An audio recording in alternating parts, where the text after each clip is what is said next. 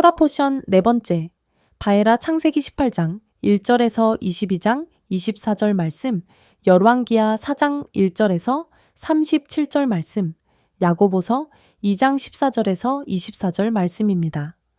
바에라는 그가 나타나셨다라는 뜻입니다. 17장에서 아브라함과 그의 집안 모든 남자들은 할례를 받습니다. 바로 그 다음 장인 이번 본문에서 아브라함은 뜨거운 날씨 아래 장막에서 쉬고 있었습니다. 그때 아브라함의 눈에는 맞은편에 귀한 손님 같은 분들이 서 있는 것이 보였습니다. 아브라함은 그들에게 다가가 자신의 장막에서 쉬었다 가기를 간청합니다. 18장 2절에서 4절 말씀입니다. 눈을 들어 본즉 사람 셋이 맞은편에 서 있는지라 그가 보자 곧 장막 문에서 달려나가 영접하며 몸을 땅에 굽혀 이르되 내 주여 내가 주께 은혜를 입었사오면 원하건대 종을 떠나 지나가지 마시옵고 물을 조금 가져오게 하사 당신들의 발을 씻으시고 나무 아래에서 쉬소서. 아브라함은 이 세 나그네를 간절히 대접하기를 원합니다. 오늘 본문 18장 이전에 17장에서 아브라함은 99세의 할례를 받고 이삭의 약속도 받습니다. 그리고 주님께서는 17장 21절에서 22절 말씀에서 이렇게 약속하십니다. 내 언약은 내가 내년 이 시기에 사라가 내게 낳을 이삭과 쓰리라. 하나님이 아브라함과 말씀을 마치시고 그를 떠나 올라가셨더라. 주님께서는 엘리에셀도 이스마엘도 아닌 내년에 사라를 통해 낳게 될 이삭을 통해 축복의 약속을 하신다고 하십니다. 아마도 그 후 아브라함은 이 축복의 약속에 대해 계속 묵상하고 있었을 것입니다.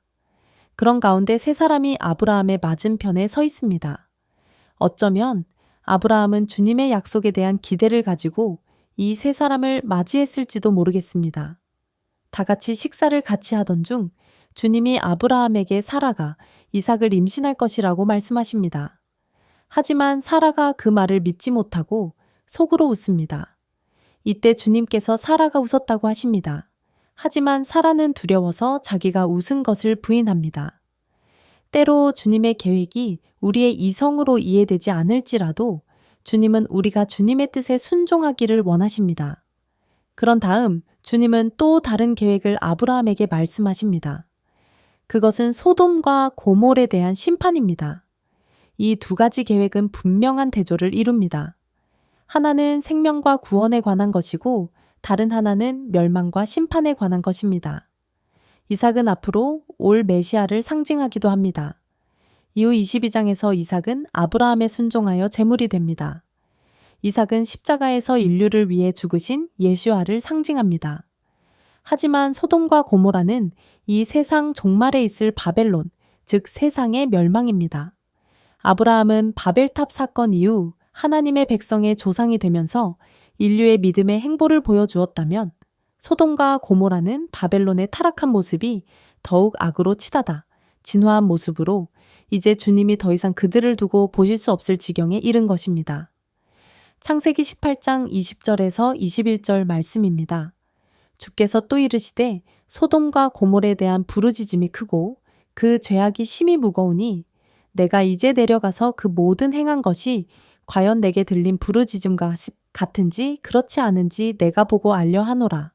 주님께서는 2명의 천사를 소돔에 보냅니다. 여기서 주님의 천사들을 대우하는 모습 또한 극한 대조를 이룹니다. 아브라함은 그들을 극진히 대접했지만 소돔 사람들은 그들을 해치려고 합니다. 역사 속의 바벨탑은 무너졌지만 아직까지도 여전히 세상에는 인간의 바벨탑을 세우며 하나님께 대항하는 세력이 있습니다. 반면에 아브라함처럼 하나님의 뜻을 받아들이고 순종하며 구원의 길로 나아가는 이들도 있습니다. 하갈과 사라 역시 극한 대조를 보입니다. 갈라디아서 4장 25절에서 26절 말씀입니다. 이 하갈은 아라비아에 있는 신의 산으로서 지금 있는 예루살렘과 같은 곳이니 그가 그 자녀들과 더불어 종 노릇하고 오직 위에 있는 예루살렘은 자유자니 곧 우리 어머니라. 바울은 하갈을 신의 산으로 비유하고 사라를 하늘에 있는 예루살렘으로 비유합니다. 하갈을 통해 낳은 이스마엘은 우리가 우리의 지혜와 힘으로 구원을 얻고자 애쓰는 모습을 보여줍니다. 하지만 이삭은 메시아의 약속이 이루어지는 하나님의 은혜를 보여줍니다. 갈라디아서 4장 21절 말씀입니다. 나에게 말하라. 율법 아래에 있고자 하는 자들아, 율법을 듣지 못하였느냐. 여기서 바울이 말하는 율법 아래에 있고자 한다는 의미는 이스라엘 민족이 하나님의 율법에 더하여 그들 스스로 만든 율법 체계를 뜻합니다. 즉, 토라 말씀뿐만 아니라 그들이 하나님의 백성으로 살아오면서 만들어온 많은 교훈들, 구전 토라, 탈무드, 랍비들의 전통 등 모든 것을 아우르는 것을 말합니다. 그들은 이방인들이 하나님의 백성이 되기 위해서는 랍비들의 전통에 의해 유대인으로 개종하는 것이 당연하다고 생각하였습니다. 열방을 향한 구원이 메시아를 통해 오는 것이 아니라 이방인들이 유대민족으로 개종해야 구원이 있다고 생각한 것입니다. 그러나 이것은 하나님의 계획과 반대되는 것입니다. 하나님의 독생자 예수아를 통해 구원을 열방에 베푸시는 것이 하나님의 뜻인데 바울 시대의 유대인들은 유대 민족 종교를 통해 구원이 있다고 말하는 것입니다. 예수아는 아브라함 계약의 축복에 나오는 열방을 위한 축복의 통로입니다. 창세기 22장 18절 말씀입니다. 또 내 씨로 말미암아 천하 만민이 복을 받으리니 이는 네가 나의 말을 준행하였음이니라 하셨다 하니라. 바울은 갈라디아서에서 하갈을 신의 산으로 비유합니다. 이 신의 산으로 비유되는 하갈은 즉 열방의 구원이 율법 시스템에 있다고 생각하는 것입니다. 이스라엘은 신의 산에서 율법을 받은 이후 많은 고난의 역사, 예를 들어 바벨론 포로기 등 험난한 역사를 거치면서 하나님을 믿는 것을 민족 종교로 만들었습니다. 그리고 유대교를 통해서 이방인에게 구원이 있다고 생각했습니다. 하지만 이것은 틀렸습니다. 열방의 구원은 오직 약속의 씨인 메시아를 통해 이루어집니다. 메시아를 믿음으로 받아들일 때 구원이 있습니다. 아브라함이 나이 많고 사라 또한 경수가 끊어졌을 때 아브라함이 이성적으로 생각할 수 있는 것은 그의 종 엘리에셀 아니면 이스마엘을 통해 주님의 축복의 약속을 받는 것이었습니다. 유대인들 역시 메시아인 예수아를 알아보지 못했고 계속해서 유대교를 통해 하나님의 약속을 이어가기를 원했습니다.